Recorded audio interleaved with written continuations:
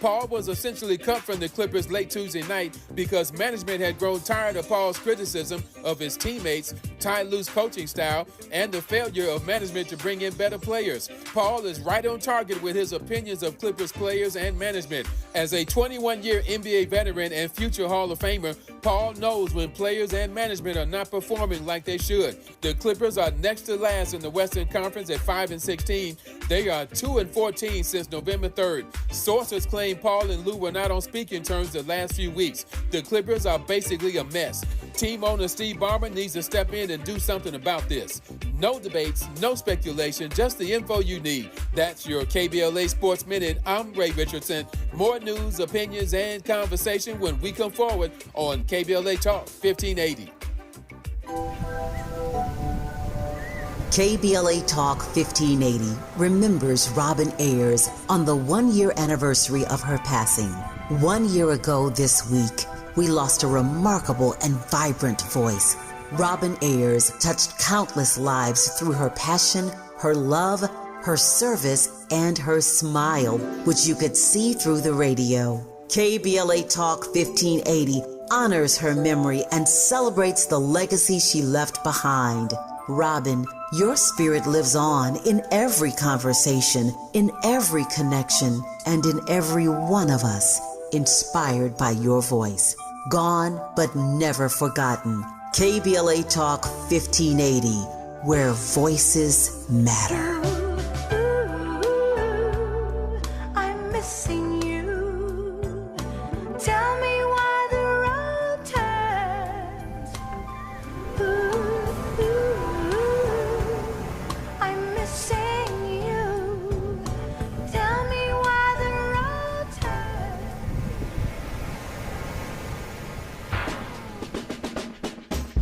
Shine, flies, no time to waste while it's passing you by. Shine, flies, be patient, 'cause good things happen in time. We gon' get it right, we gon' get it right, we gon' get it right, we gon' get it right. Protests and anthems, yes, we chanting. A movement of people, it's like we dancing to the ministry of. It's the energy of, in memory of them that we love. The trinity of the people, the peace, the power, the truth. We speak the powers even louder. We can say it blacker, we can say it prouder. A woman vice president that went to Howard. Now we talk health and black businesses, and our differences is magnificent. Bringing light to the poor and where the prisons is. I was told good life is where forgiveness lives. The ascension is to leave what's left behind and feed the seas with deeds that bless the mind. Caress the mind and question justify. Where you and God in time are best aligned. Shine, flies, no time to waste while it's passing you by. Shine, flies, be patient, 'cause good things happen in time.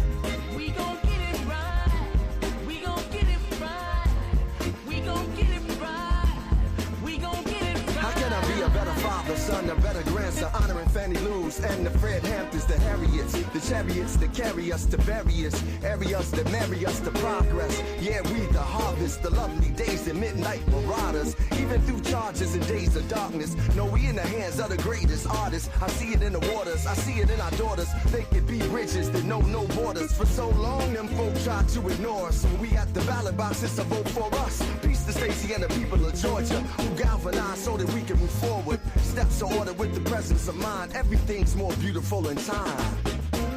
Shine, flies, no time to waste while it's passing you by. Shine, You are listening to and streaming a More Perfect Union on KBLA Talk 1580. I'm Dr. Nii-Quartelai Quartey, your host and White House correspondent. Not there today, not at the White House. Neither is your favorite president. Happy Thanksgiving week, y'all.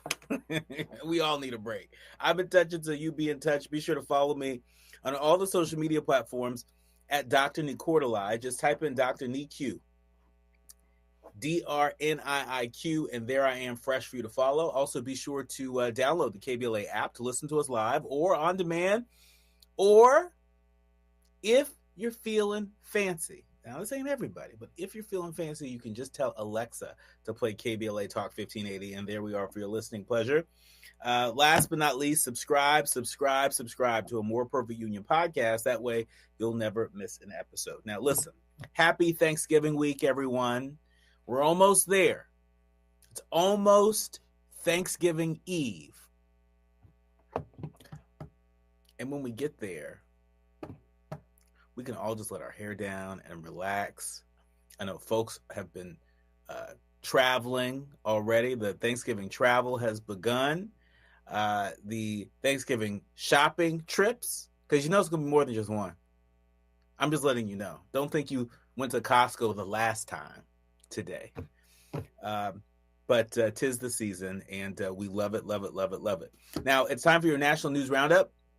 It's time for you to decide the good, bad, and ugly headlines of the day. Kicking us off, living an American nightmare. An LA hearing details the lasting trauma of the ICE raids. The Trump administration's ICE raids across Southern California have had a disastrous effect on the region's immigrants swept up in this U.S. citizens, and they've also swept up U.S. citizens in the process. Community leaders and residents said as much at a congressional hearing right here in L.A. just yesterday. Andrea Velez, an American arrested by U.S. immigration officials over the summer, described how she was accosted by masked agents while on her way to work.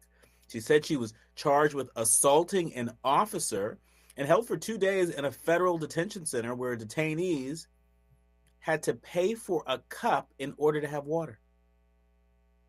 The charges against her were ultimately dismissed due to what her attorney describes as lack of evidence, but Democrats organized the hours-long congressional oversight hearings right here in Los Angeles in order to hear testimony about the impacts of Donald Trump's sweeping deportation agenda, and looked at alleged civil rights abuses by federal agents and the unlawful detention of U.S. citizens. We've had immigration lawyer and a More Perfect Union contributor, Alan Orr, on this show as often as we can book him to separate the fact from the fiction, to make sure that people know their rights. And one of the recurring nightmares that came up was a nightmare of U.S. citizens being swept up in this, and it all being couched as an administrative error. Well, it's good to see that members of Congress are getting outside of Washington, D.C. and going out into the field and collecting congressional testimony that way. The White House said earlier this month that the federal government had arrested more than 150,000 undocumented immigrants and deported nearly 140,000 people since Trump took office. His administration has made Southern California a focal point for its aggressive mass deportation campaigns. Federal agents have descended on car washes and Home Depot stores and near schools and workplaces, leaving Southern California communities in fear and parks and churches empty. Federal government has been accused of blatant racial profiling and civil rights violations. And we can all do what members of Congress are doing, which is document. Take out your phones and document any alleged abuses that you are witnessing. You never know when that documentation, when that testimony, when that video or audio can come in handy in terms of holding people accountable. In other news, the FBI is seeking interviews with 6 Democrats that Trump has accused of seditious behavior. NBC News is reporting that the FBI is working to schedule interviews with the 6 Democratic lawmakers who appeared in a video urging members of the military and intelligence committee not to comply with, operative word, illegal orders. Illegal orders. Hear me. These members of Congress, these 6 Democratic lawmakers, they didn't say don't comply with any of the president's orders. They say do not comply with illegal orders, reminding them that they take an oath not to one man, one president, but to the Constitution. The move, first reported by Fox News, comes days after President Trump accused the Democrats, all of whom served in the military or intelligence roles, of, quote, seditious behavior. Details of the investigation were not immediately clear, but the lawmakers confirmed that they had heard from the House or Senate Sergeant of Arms about the FBI efforts. In a joint statement, 4 of the Democrats in the video, all members of the House, they accused Trump of, quotes, using the FBI as a tool to intimidate and harass members of Congress.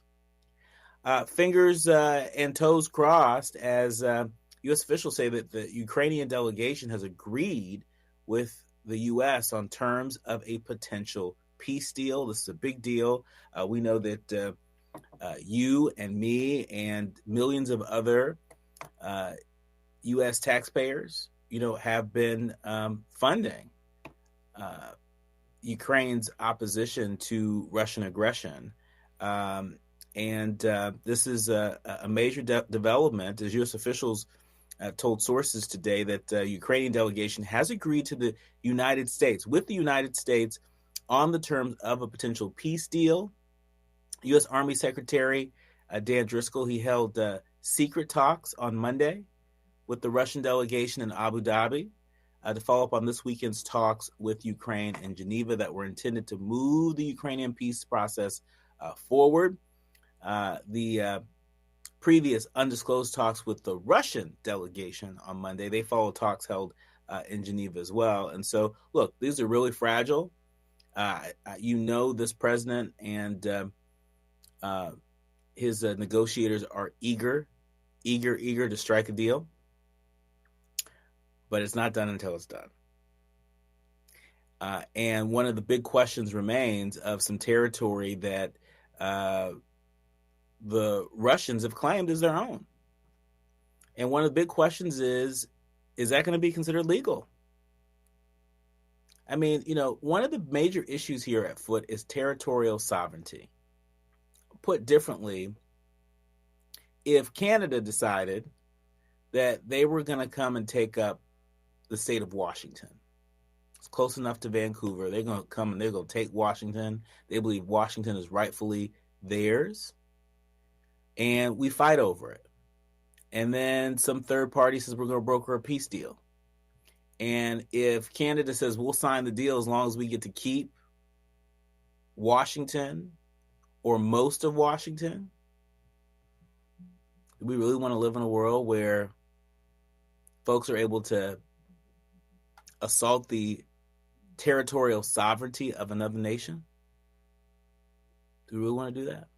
So there are far-reaching implications. This is bigger than just striking a deal between Russia and Ukraine. Whatever deal they strike is a deal that we're all going to have to live by.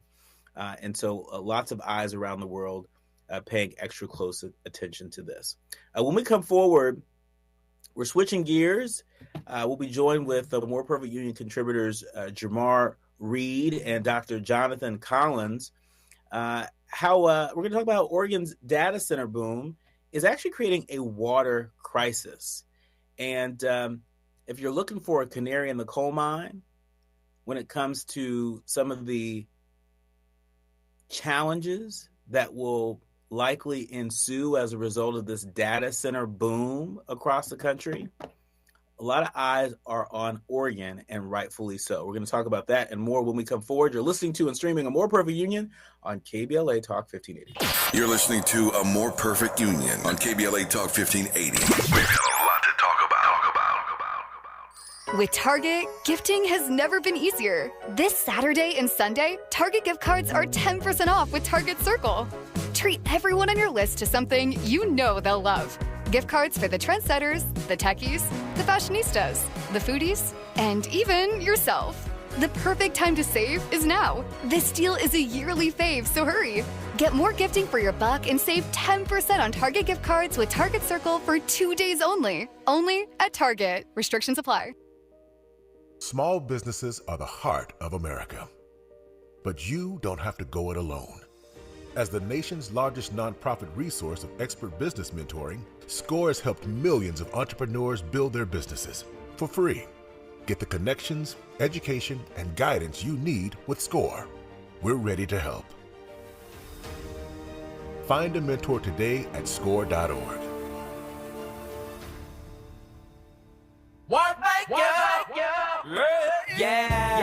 The California Crusader newspaper would like to thank all of our subscribers for their support throughout the years, proudly serving the South Los Angeles and South Bay areas for more than 40 years. The California Crusader is a multicultural, black-owned, adjudicated newspaper that focuses on providing newsworthy information to the people in our community.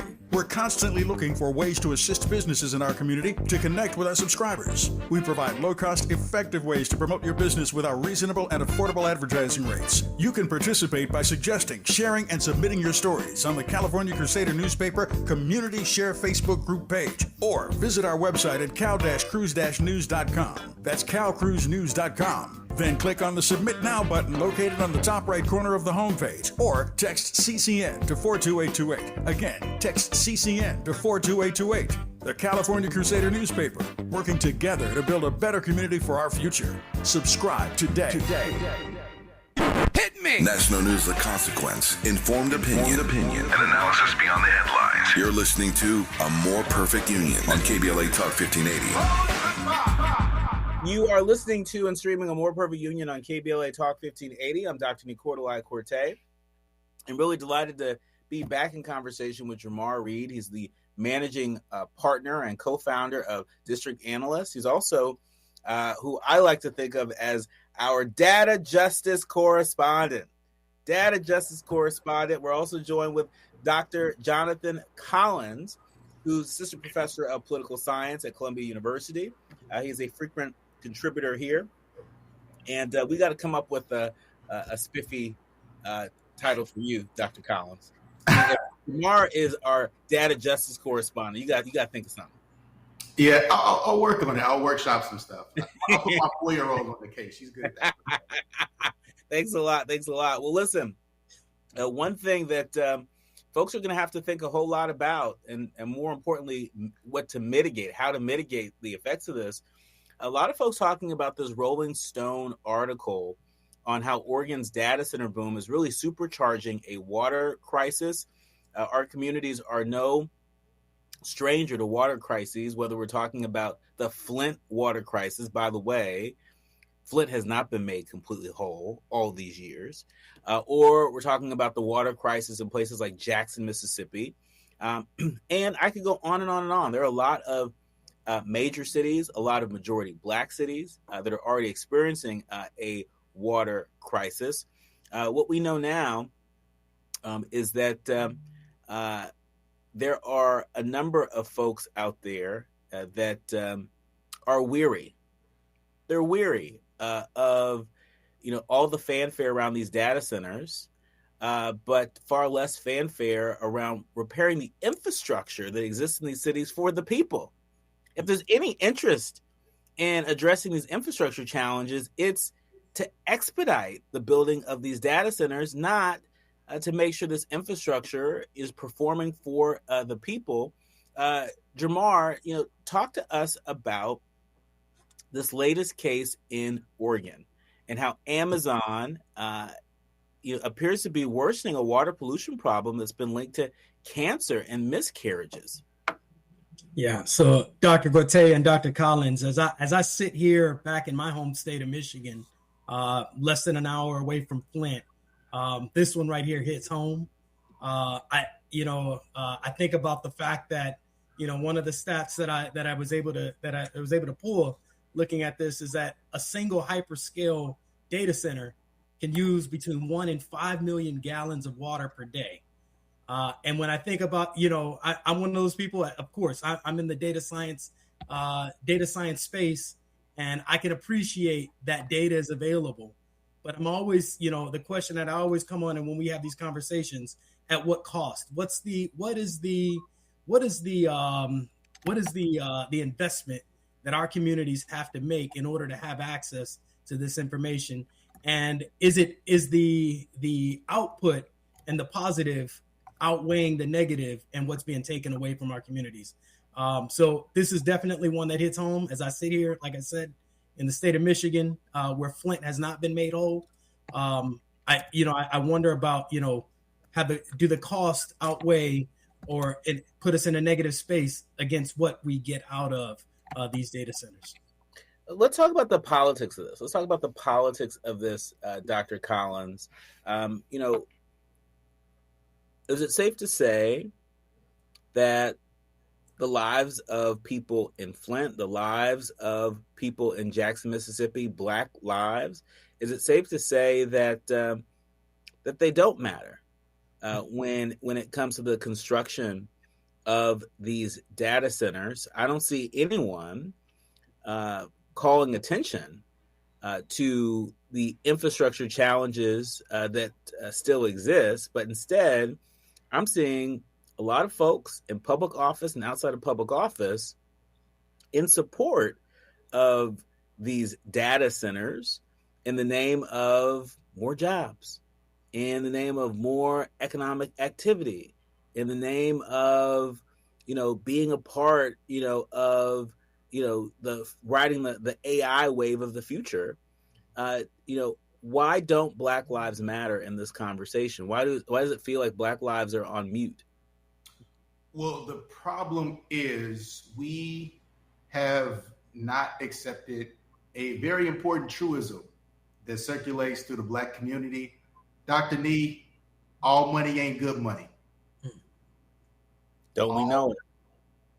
All money ain't good money. And so what happens is these large companies like Amazon, they come into these smaller, especially more rural areas, and they promise all kinds of economic opportunity, jobs, economic growth. One, the evidence is even mixed on whether or not that's actually the case. We don't see actual consistent economic improvement from cities that let these huge companies come in and establish facilities. It's also questionable as to whether or not they hire the local talent in mass. So even just the idea that this is going to be this major economic stimulus is at the very least in question. But all money ain't good money. Even the money that's coming in isn't worth it, because you look at what's happening here in parts of rural Oregon.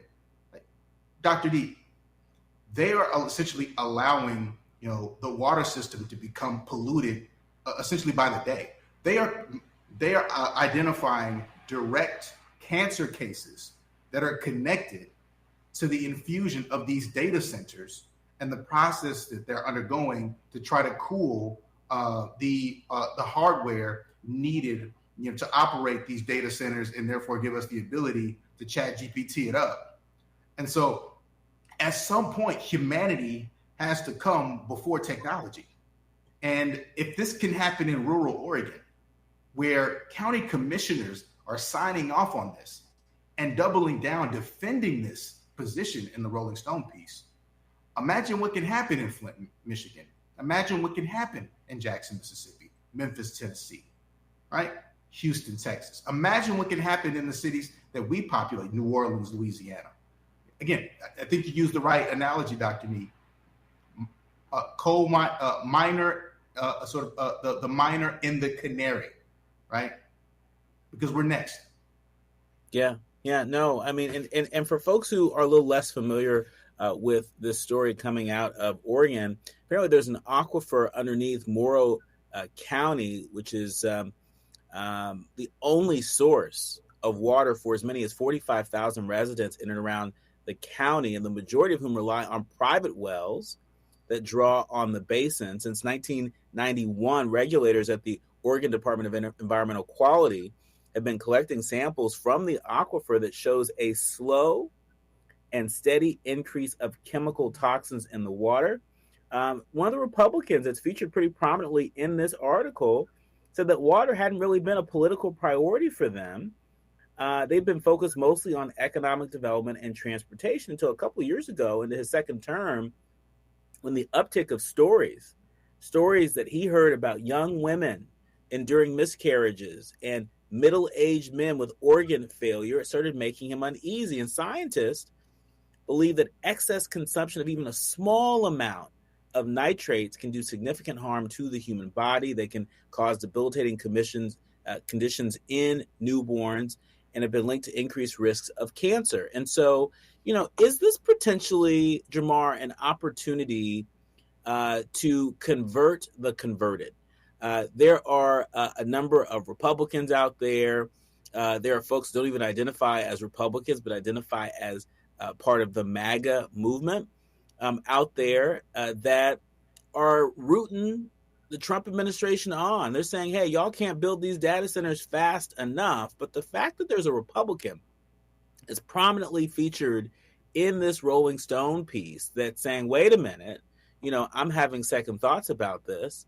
Does that provide an opening for folks that are not opposed to innovation? They just want to make sure that we do right by communities and do it responsibly. Yeah, I mean, Dr. Q, I think that's a perfect point, and I'm going to drill in on what Dr. Collins said.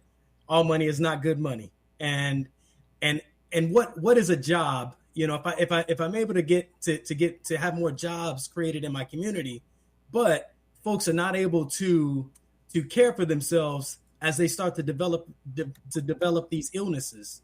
So more jobs, but the community becomes sicker. The trade-off just doesn't make sense to me. And I think that's and to your point, this is something that should go across political lines. This is about about keeping our communities healthy, whether they are red or blue. This is about making sure that if we're focused in on technology, we're doing it responsibly. And I think this is an opportunity for politicians to work together in order to do what we send them to Congress to do, which is protect our communities, not just bring on more jobs, but bring on more jobs responsibly. So I definitely I zeroing in on the point you made there. Yep. Dr. Collins, is there hope? Is there hope for folks that are trying to break the fever of the MAGA movement on at least this issue? If not just Democrats, but folks in opposition to these data centers, if they really sort of lean in and connect the dots, as this Republican prominently featured in the Rolling Stone article has done. Well, that's the concern.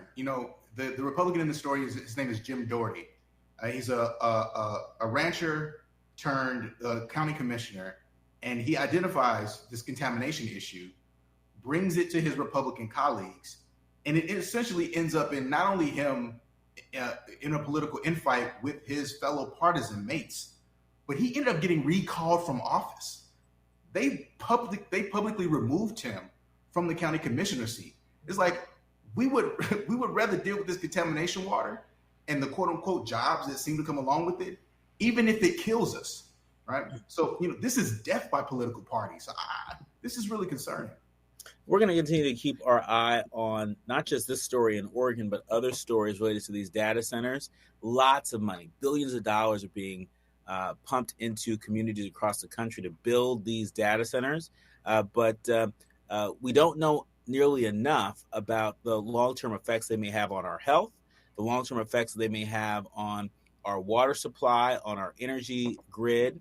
And so, as they say, as goes California, as goes the nation, well, as goes places like Oregon, as goes places like Flint, as goes places like Jackson, as goes a lot of Black communities and rural communities across the country. We're going to keep our eye on that. More with Jamar Reed and Dr. Jonathan Collins when we come forward. You're listening to and streaming A More Perfect Union on KBLA Talk 1580. The audience is listening, thought-provoking, eye-opening, heart-rendering. This is where authentic voices meet powerful discussions on culture, community, and change. This is where Black voices matter. He's breaking boundaries, amplifying diverse perspectives, and tackling the issues that matter most to you. You're inside A More Perfect Union with Dr. Nii-Quartelai Quartey on KBLA Talk 1580. On Amber Payton with BIN News Now. Chicago Alderman Brian Hopkins plans to introduce a revised downtown curfew proposal with compromises after his earlier version was vetoed last summer. Black Mayor Brandon Johnson, still shaken by last month's fatal loot shooting of a 14-year-old, says violence sets the city back. Every time something like this happens, of course it frustrates me. Hopkins says the new plan will extend the notice time before curfews, but has not shared details yet. Serena Williams says she is not making a tennis comeback despite reports she rejoined the sports testing pool. The International Tennis Integrity Agency confirmed she requested reinstatement but said it's unclear if she plans to return. And two University of Alabama student magazines, Alice and 1956, have been suspended for not complying with new Trump-era DEI policies. Alice focuses on women's lifestyle content, while 1956 serves black undergraduate readers. Get BIN News Now on demand 24/7 on the iHeartRadio app.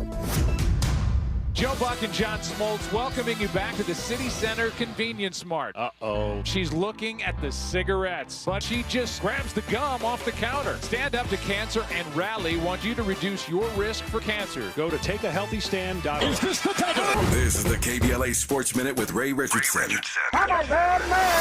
There's a lot more drama to Chris Paul's departure from the Clippers, and it's a shame it got to this point. Paul was essentially cut from the Clippers late Tuesday night because management had grown tired of Paul's criticism of his teammates, tight loose coaching style, and the failure of management to bring in better players. Paul is right on target with his opinions of Clippers players and management. As a 21-year NBA veteran and future Hall of Famer, Paul knows when players and management are not performing like they should. The Clippers are next to last in the Western Conference at 5-16. They are 2-14 since November 3rd. Sources claim Paul and Lou were not on speaking terms the last few weeks. The Clippers are basically a mess. Team owner Steve Ballmer needs to step in and do something about this. No debates, no speculation, just the info you need. That's your KBLA Sports Minute. I'm Ray Richardson. More news, opinions, and conversation when we come forward on KBLA Talk 1580. KBLA Talk 1580 remembers Robin Ayers on the 1-year anniversary of her passing. 1 year ago this week, we lost a remarkable and vibrant voice. Robin Ayers touched countless lives through her passion, her love, her service, and her smile, which you could see through the radio. KBLA Talk 1580 honors her memory and celebrates the legacy she left behind. Robin, your spirit lives on in every conversation, in every connection, and in every one of us, inspired by your voice. Gone but never forgotten. KBLA Talk 1580, where voices matter.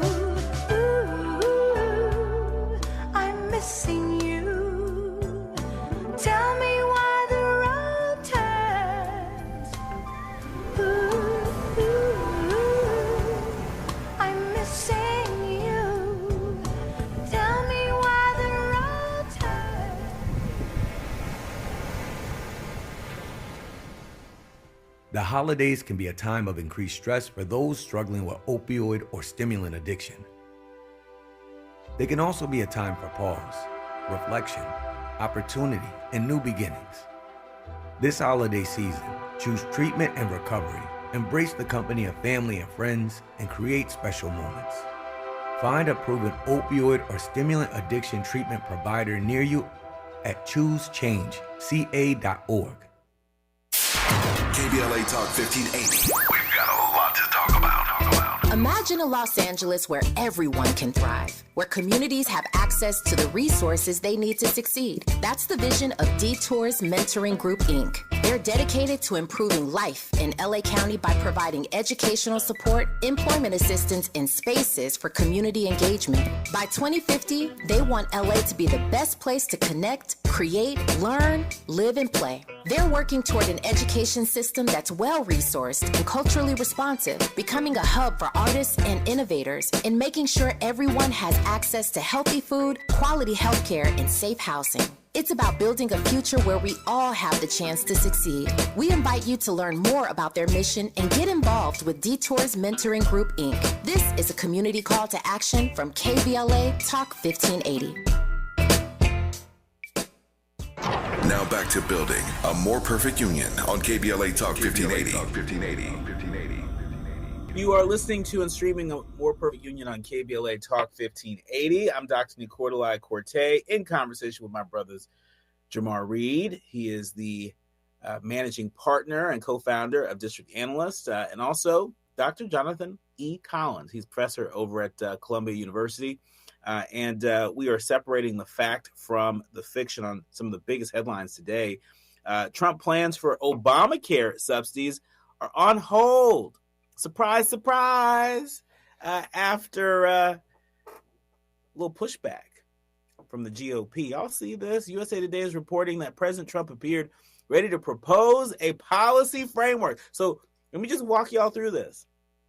In 2015, he ran a campaign and rode in the office saying they were going to repeal and replace Obamacare. Okay, 2015. All right, 10 years ago. He gets in the office in his first term. They try to repeal it. What was it? Over 60 times? They try to repeal and replace Obamacare. But keep in mind, they didn't have anything to replace it with. They just said, we got to repeal it first, and then we're going to replace it.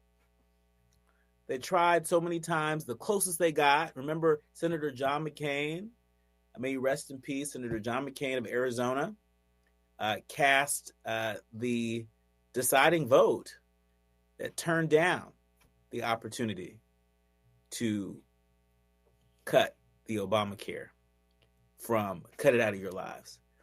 And then, so fast forward, he's back in office again and saying, okay, we get that healthcare is important to y'all, and we're going to replace it with something else. Well, he appeared ready to propose a policy framework, because remember, he had concepts of a plan during this last campaign, but now it's a policy framework, incremental, I guess, to address healthcare costs that included extending subsidies for the Affordable Care Act set to expire at the end of December.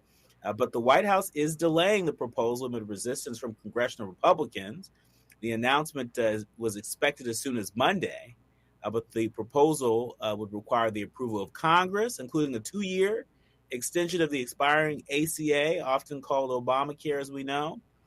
The Republicans ain't feeling it. And guess what?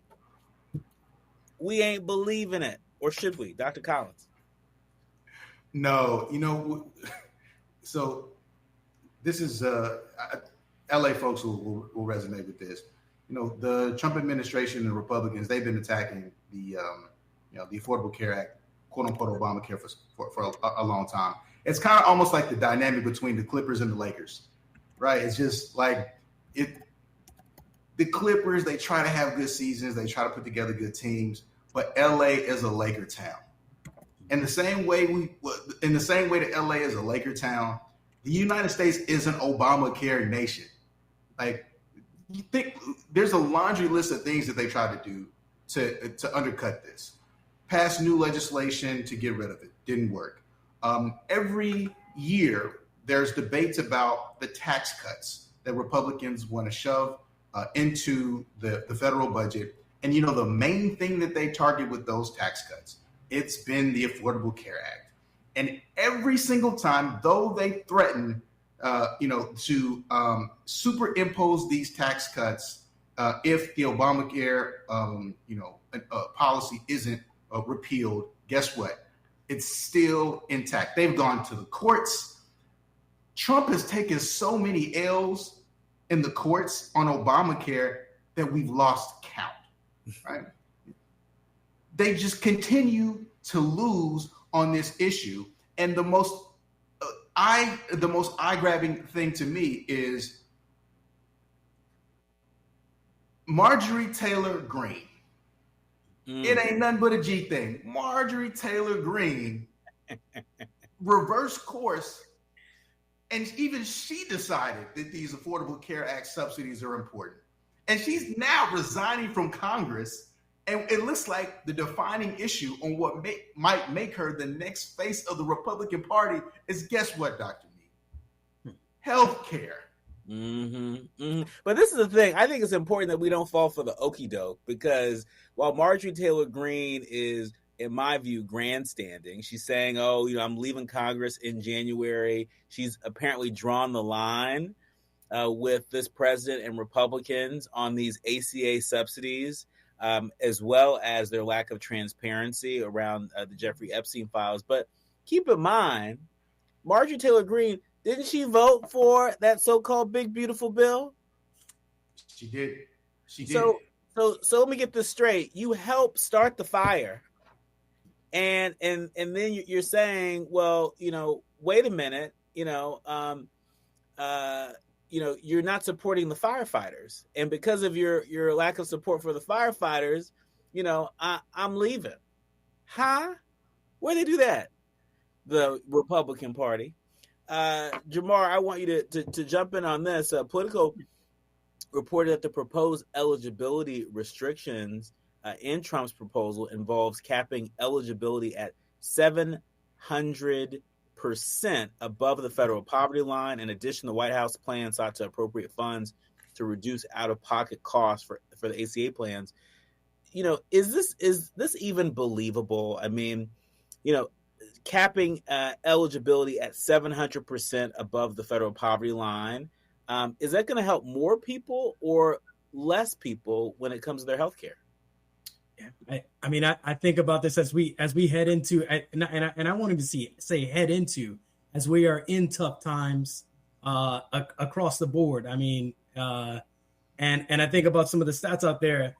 One thing that I was reading, it said that 60%, that Black Americans are 60% more likely to rely on ACA marketplace coverage than the rest of the United States. That's a report that came out 2024. And as we start to hear some of this news come out of Washington, I draw back to who relies on the ACA and who will be hurt most by the back and forth. And one thing we know is that we average Americans are not able to build stability when there's this back and forth with our elected officials. 1 year it's on, 1 year it's off, 1 year we're attacking, 1 year we're showing up. We need stability so that we can have stability in our own homes. So, I mean, this is a it's a frustrating case here as we look into this. Dr. Collins, speaking of stability and elected officials, NBC News is reporting that D.C. Mayor Muriel Bowser announced that she won't run for re-election. The Washington, D.C. mayor called the decision, quotes, the hardest thing I've had to do, and said she believes that she's accomplished the things that she set out to do as mayor. She went on to say, it's time for me to pass the baton onto the next set of leaders who are going to take our city to the next level. I've learned how to be really good at my job and to be a good mayor. And I know that there are a lot of people with ideas that can move the city forward. And for me and for my family, now's the time for me to do something else while I have a lot of energy and vigor and great ideas. Dr. Collins, we don't seem to hear that enough from all elected officials, including our Black elected officials. Talk to us about the legacy of Muriel Bowser, the fact that she's decided not to run for a third term, the fact that she has been one of the faces of major city mayors sparring with the Trump administration on occasion. Talk to us about the legacy of Muriel Bowser. Well, she's made a significant contribution here. She will go down as a historical figure in the city of Washington, D.C. She was the 7th elected mayor of the city. Washington, D.C. was granted, the ability to govern itself through a home rule established, I believe, in the 1970s. So even the idea of having a mayor is a relatively modern phenomenon. So she's the 7th mayor of the city in the city's history. She's the second person ever in the United States political history to win 3 consecutive 4-year terms for a mayoral seat. You look at what she's done as the mayor of that city, significant economic development, significant efforts around community development. She's implemented a wide array of social policy issues, especially around economic opportunity, economic access, job growth, and housing.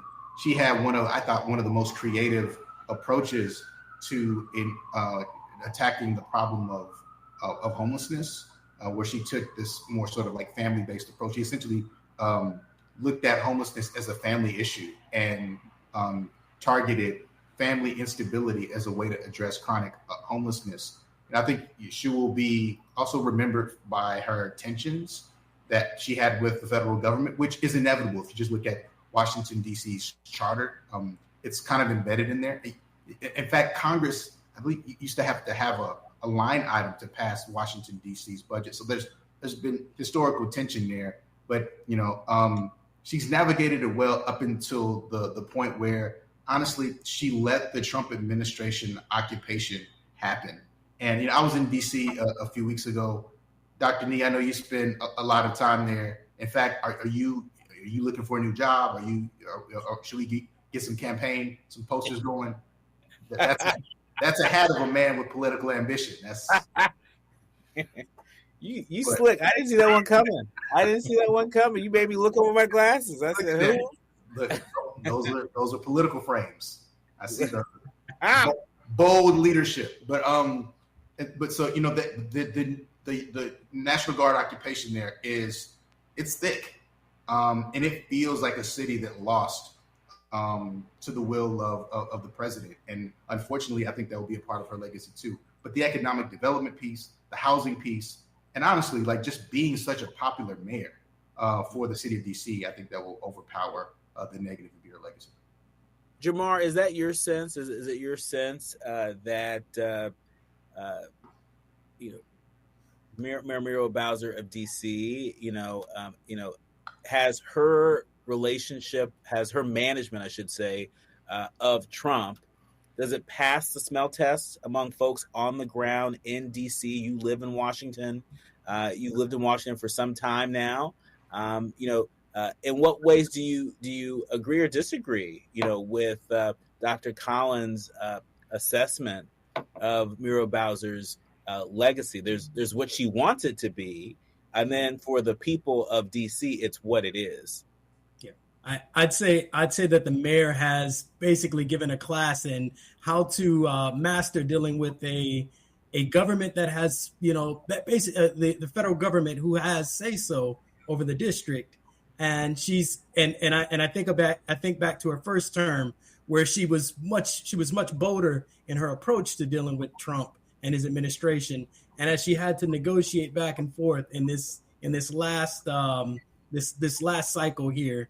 And yes, I mean, there are some frustrations in the city, with folks that would wish that she would push back more. But I think I agree with Dr. Collins that she would go down as one of DC's mayors that has contributed in a great way. But of course, there are going to be folks that push from the other side. So it's definitely interesting. And I'll say this on this last point. The point that you made about elected officials moving back when they have accomplished the goals that they set out to, or the majority of the goals, and making space for folks with new ideas, definitely to be commended for that at a place where she could actually rerun and probably give a good fight towards that position. Yeah. I mean, amen to that. I hope all the elected officials across the country are paying attention to this, right? As long as you do what you set out to do, right, I think you'll live in the hearts and minds of the people, for a very long time, maybe even for generations, right? But it's the folks that are there because they ain't got nothing else to do. They're there because, I just don't want so-and-so to get it, right? I mean, behind the scenes, we hear, a lot of reasons, why folks sort of stay in office too long. In my opinion, why they almost become overcooked in office. But when we come forward, it's time for the quiet part out loud. Lots of talk about Black Friday and this Black Friday boycott. We're going to share with you the latest, and we're going to ask our panel, is it working? Will it work? What should we be considering when we hear calls to action around boycotting, whether it's Target or Home Depot or Spin the Wheel? You're listening to and streaming A More Perfect Union on KBLA Talk 1580. More with Jamar and Dr. Collins when we come forward. Striving to make America a nation as good as its promise. This is A More Perfect Union on KBLA Talk 1580. We've got a lot to talk about. If you have asthma, you know that there are certain things that can set off your asthma symptoms. These things are called triggers, and patients with severe asthma have an average of 8 triggers. It could be pollen, dust, pollution, colds, viruses, smoke, or stress. If you know your symptoms, you have already taken the first step to managing your asthma. The next step is to write your triggers down in a notebook or journal and record your symptoms when you come across those triggers. This will give your healthcare provider valuable information about what you can do to help manage your triggers. By understanding your triggers and writing them down, you are on your way to taking back control of your lung health. Visit luma-edu.com for more guidance. This message is brought to you by Amgen and AstraZeneca.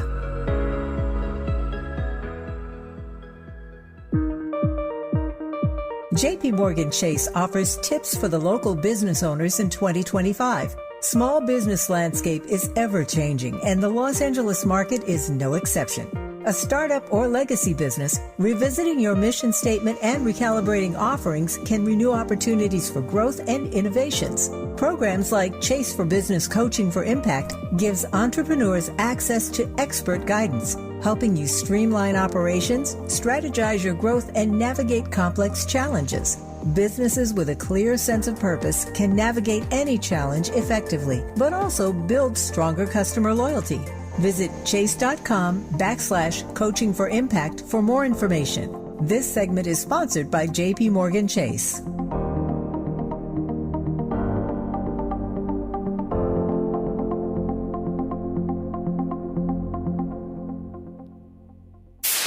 KBLA Talk 1580. We've got a lot to talk about. KBLA Talk 1580 reminds you that we keep us safe. Every girl deserves a chance to shine. That's the belief behind Forgiving for Living, Inc. Since 1999, this organization has been empowering at-risk girls ages 13 to 18, helping them overcome behavioral and mental health challenges. Founder Wendy Gladney's personal journey inspired the mission to give girls hope and purpose through the power of forgiveness. Through their ambassador program, workshops, and annual conference, Forgiving for Living has touched over 3,000 young lives, providing mentoring, life skills, training, and tools for building self-esteem and confidence. You can make a difference. Visit forgivingforliving.org to donate, volunteer, become a mentor, or find help for a young girl in need. Forgiving for Living, Inc., building brighter futures for young girls. Visit forgivingforliving.org today. This is a community call to action from KBLA Talk 1580. We face tragedy, but we don't fall into despair. We continue our work to build a more perfect union. You're listening to A More Perfect Union on KBLA Talk 1580. I'm joined with Jamar Reed, managing partner and co-founder of District Analysts, also Dr. Jonathan E. Collins, professor over at Columbia University. Gents, in our remaining minutes, look, you have folks over at The Guardian reporting on the latest Black Friday boycott, but there's a question as to whether or not it will work. We know while a lot of people out there are scrambling for deals on Black Friday and Cyber Monday, activists are hoping to leverage the shopping behavior for societal change. The We Ain't Buying It campaign. We ain't buying it. The We Ain't Buying It campaign, organized by many of the groups behind the No Kings protest, they're asking Americans to stop shopping at Target, at Home Depot, and Amazon on Black Friday, one of the busiest retail days of the year, while also encouraging people to shop local and support community businesses. Dr. Collins, is this the way to go? It's one thing to tell people what not to do. It's another thing to tell them what to do. Is this enough to be able to make a point with these big retailers and put them on their heels this holiday season?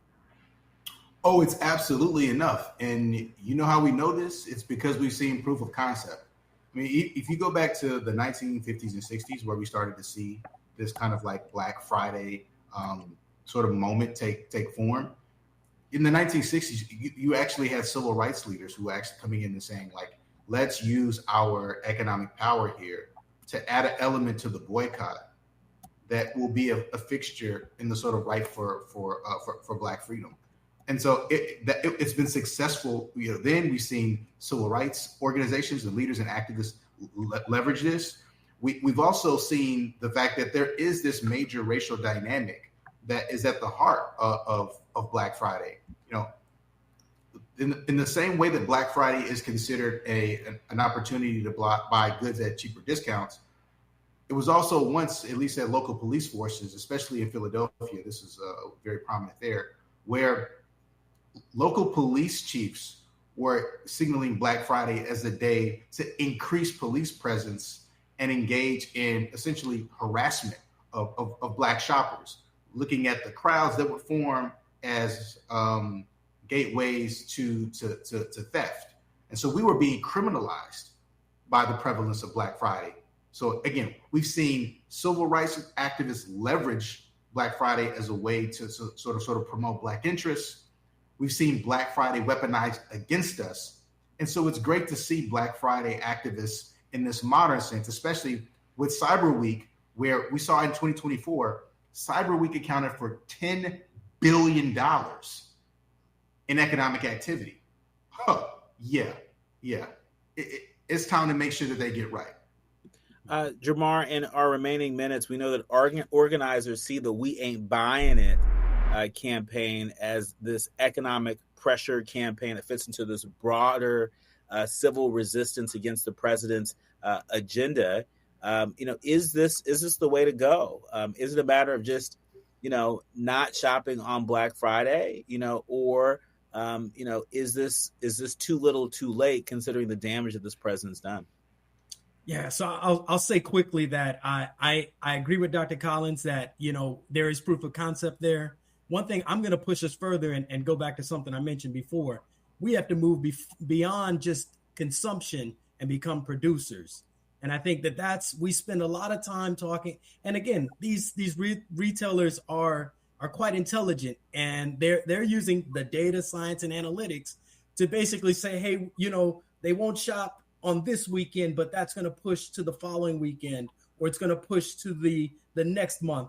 So these companies are using data to basically just predict when that spending is going to be when those products are going to be purchased. Again, moving beyond consumption into production.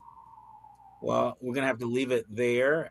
It is worth noting that the We Ain't Buying It organizers, they see this campaign as bigger than just a boycott of these specific companies. The campaign is asking participants to reinvest back into their communities and pledge to be conscious consumers. They even released a toolkit for partners and encourage people to post on social media. And so be sure to check out the We Ain't Buying It campaign so you are fully informed and govern yourself accordingly. My thanks to my two incredible guests, Dr. Jonathan E. Collins of Columbia University, and also Jamar Reed, managing partner and co-founder of District Analyst. Happy Thanksgiving, gents. Can't wait to see you on the other side. Thank you. Happy Thanksgiving, Dr. Reed. You're listening to a stream of Perfect Union on KBLA Talk 1580. Dr. Adjoa joins us in our next hour to talk about her latest win in the movement around outlawing hair discrimination, the Crown Act. Governor Shapiro signed that into law today. She's fresh off of that latest win to talk about it right here with us more in our second hour on A More Perfect Union on KBLA Talk 1580. KBLA 1580 Santa Monica. I'm Amber Payton with BIN News Now. Chicago Alderman Brian Hopkins plans to introduce a revised downtown curfew proposal with compromises after his earlier version was vetoed last summer. Black Mayor Brandon Johnson, still shaken by last month's fatal loop shooting of a 14-year-old, says violence sets the city back. Every time something like this happens, of course it frustrates me. Hopkins says the new plan will extend the notice time before curfews, but has not shared details yet. Serena Williams says she is not